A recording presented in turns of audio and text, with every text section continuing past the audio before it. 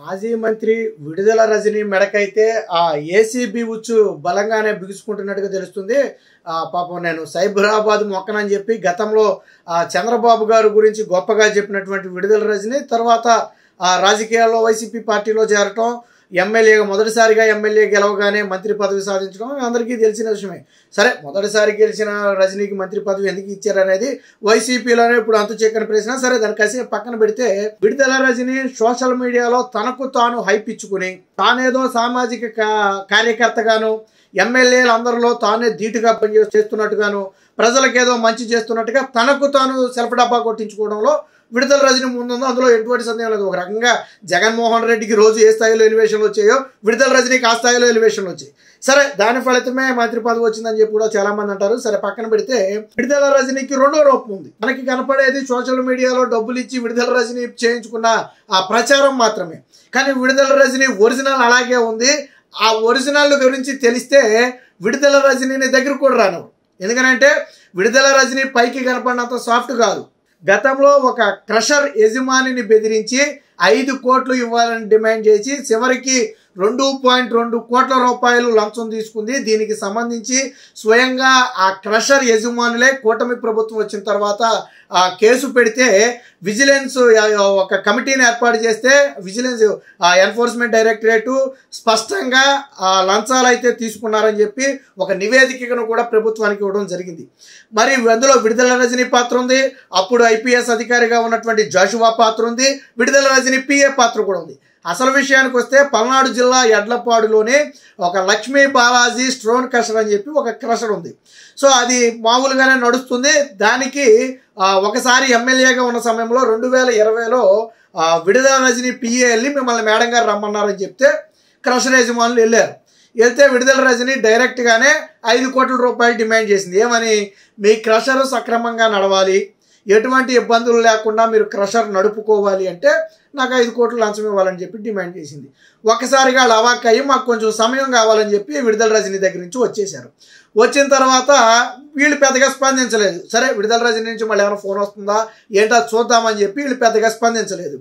కొంతకాలం తర్వాత అప్పుడు విజిలెన్స్ అధికారిగా ఉన్నటువంటి జాషువా, ఐపీఎస్ అధికారి జాషువాని విడుదల రజనీ రంగంలో దింపింది.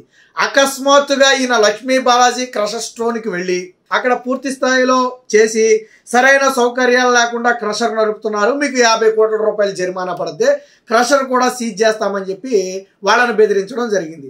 అప్పుడు వీళ్ళకి విషయం అర్థమైపోయింది. విడుదల రజనీకి మనం సమాధానం చెప్పలేదు కాబట్టి ఆవిడే చేయించుందని వీళ్ళకి విషయం అర్థమైపోయింది. సరే, వీళ్ళు మళ్ళీ మాకు కొంచెం సమయం కావాలి, మేము మాట్లాడుకుంటామన్నారు.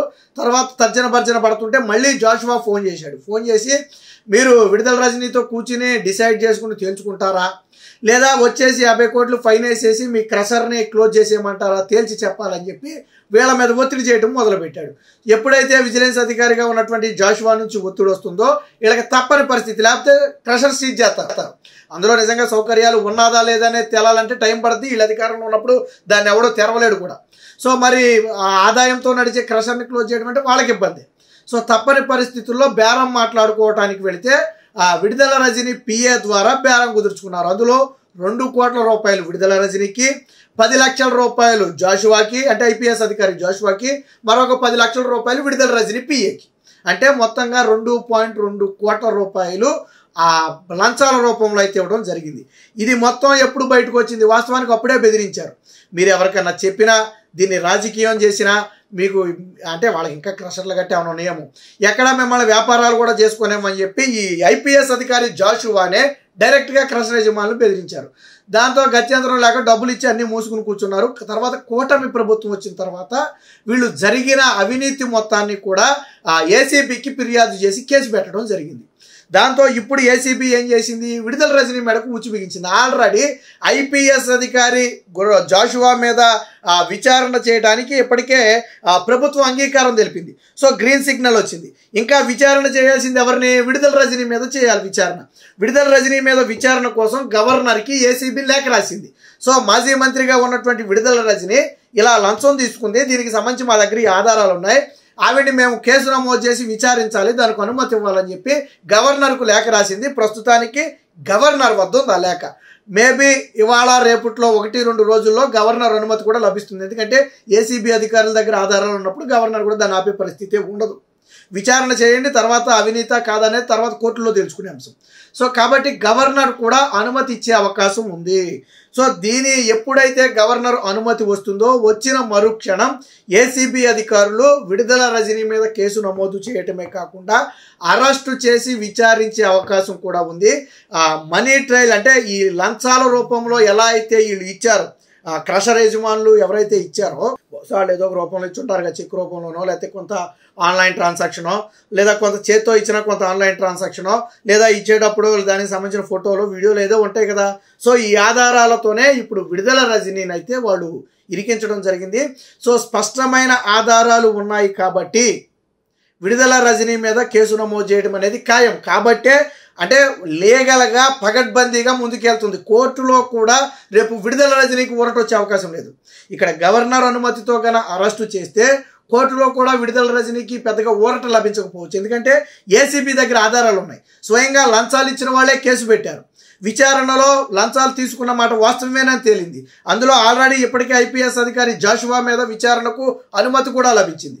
సో కాబట్టి ఇటు ఐపీఎస్ అధికారి మెడకు ఉచ్చు బిగించడమే కాకుండా విడుదల రజనీ మెడకు కూడా ఏసీబీ అయితే ఉచ్చు బిగించింది. ఇప్పుడు ఈ అంశమే రాష్ట్ర వ్యాప్తంగా కూడా చర్చనీయాంశంగా మారింది. నిన్న మొన్న పాపం ఒక వారం 10 రోజుల క్రితం విడుదల రజనీ ప్రెస్ మీట్ పెట్టి చాలా పెద్ద డైలాగులు చెప్పింది. పుల్లారావు గారి మీద చెప్పినట్టు అనుకుంటే అది వేరే విషయం. సో చాలా పెద్ద డైలాగులు చెప్పింది. అంటే చెప్పేవన్నీ శ్రీరంగ నీతులు, చేసేవన్నీ ఇలాంటి అవినీతి పనులు. మరి ప్రజలు యాక్సెప్ట్ చేస్తారా? నీతి నిజాయితీకి మారు పేరుగా చెప్పుకునే నువ్వు మీ అన్న ప్రభుత్వంలో మీ అన్న ఏమంటాడు, అవినీతిని సహించబోమంటాడు. సరే ఆయనే పెద్ద అవినీతి పరుడు అనుకుంటే అది వేరే విషయం. అది నేను చెప్పింది కదా, కోర్టులు చెప్పింది. ఆయనకు మించిన అవినీతి పరులు మేమని చెప్పి వీళ్ళు నిరూపించుకున్నారు. దీంతో ఇప్పుడు విడుదల రజనీతో పాటు గుర్రం జాషువా కూడా ఇరకాటంలో పడినట్టయింది. రజనీ మెడకు ఏసీబీ ఉచ్చు, విచారణ కోసం గవర్నర్కు లేక ఐపీఎస్ అధికారి జాషువాపై విచారణకు గ్రీన్ సిగ్నల్. క్రషర్ స్టోన్ యజమానులకు బెదిరింపులు, 2.2 కోట్లు అక్రమంగా వసూలు చేశారని అభియోగం. త్వరలో కేసు కూడా నమోదని తెలుస్తుంది. మాజీ మంత్రి విడుదల రజనీ, ఐపీఎస్ అధికారి పల్లె జాషువాపై ఏసీబీ ఉచ్చు బిగిస్తుంది. పల్నాడు జిల్లా ఎడ్లపాడులోని శ్రీ లక్ష్మీ బాలాజీ స్టోన్ క్రషర్ యజమానుల నుంచి 2.2 కోట్లు అక్రమంగా వసూలు చేశారన్న అభియోగాలతో పలువురిపై కేసులు నమోదుకు రంగం సిద్ధమైంది. జాషువాపై విచారణ చేసేందుకు అవినీతి నిరోధక చట్టంలోని 17A ప్రకారం ఏసీబీ తాజాగా చీఫ్ సెక్రటరీ నుంచి అనుమతి తీసుకుంది. వాస్తవానికి ఐఏఎస్ ఐపీఎస్ అధికారుల మీద విచారణ చేయాలంటే అంటే మనం అనుకున్నట్టుగా వెంటనే చేసేయలేరు. సో దానికి కొంత ముందస్తు అనుమతులు అవసరం. సో ఈ అవినీతి నిరోధక చట్టం 17A ప్రకారం రాష్ట్ర చీఫ్ సెక్రటరీ నుంచి వీళ్ళైతే అనుమతి తీసుకోవడం జరిగింది. దీంతో జాషువా మీద కేసుకి రంగం సిద్ధం చేశారు. అలాగే విచారణ కూడా వెంటనే గవర్నర్ నుంచి అనుమతి వచ్చిన వెంటనే విడుదల రజనీ కూడా 2 కోట్ల రూపాయల లంచం కేసులో పగడ్బందీగా ఉచ్చు బిగించడానికి ఏసీబీ అయితే రంగం సిద్ధం చేసింది. ఇప్పుడు ఇది వైసీపీ నాయకులకు కార్యకర్తలకు మింగుడు పడని అంశంగా మారింది. Please subscribe to Leo news for more videos.